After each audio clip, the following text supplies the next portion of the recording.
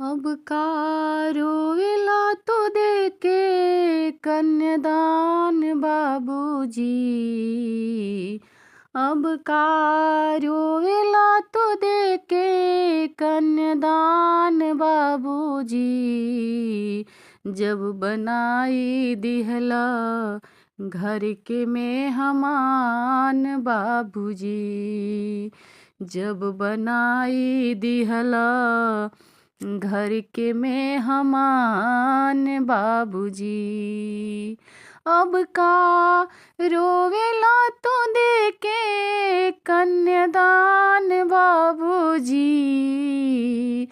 अब का रोवेला तो देके कन्यादान बाबूजी।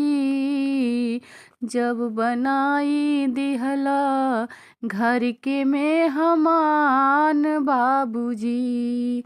जब बनाई दिहला घर के मेहमान बाबूजी। सोचले न रहनी की होई विदाई। सोचले न रहनी की होई विदाई। छूट जई है घरवा दुअरवा बाप भामाई। छूट जई है घरवा दुअरवा बाप माई। कि हमसे छीन लिहला अपन पहचान बाबूजी। कि हमसे छीन लिहला अपन पहचान बाबूजी। जब बनाई दिहला घर के मेहमान बाबूजी। अब का रोवेला तो देके कन्यादान बाबूजी। अब का रोवेला तो देके कन्यादान बाबूजी। जब बनाई दिहला घर के मेहमान बाबूजी। जब बनाई दिहला घर के मेहमान बाबूजी। माई के अचरा के प्यारे हमसे छूटल।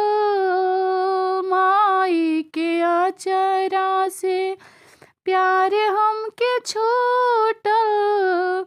गौआ नगरिया के लोग सब छूटल। गौआ नगरिया के लोग सब छूटल। कि हमसे बुझला कि इतना नदान बाबूजी। कि हमके बुझला तो इतना नदान बाबूजी। जब बनाई दिहला घर के मेहमान बाबूजी। जब बनाई दिहला घर के मेहमान बाबूजी।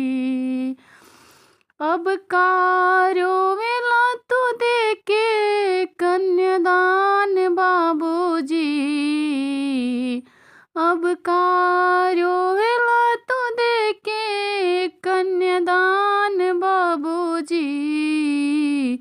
जब बनाई दिहला घर के मेहमान बाबूजी।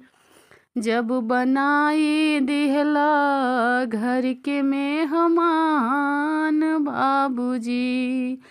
सोचले न रहनी की होई विदाई।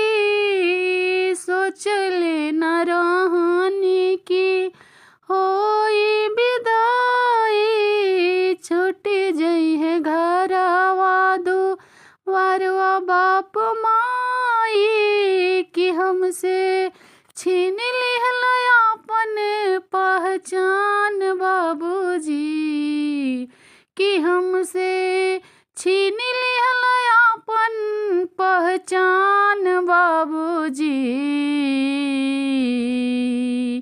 कि अब का रोवेला तू देके कन्यादान बाबूजी। जब बनाई दिहा घर के मेहमान बाबूजी, अब का रोवेला तू देके कन्यादान बाबूजी, अब का रोवेला।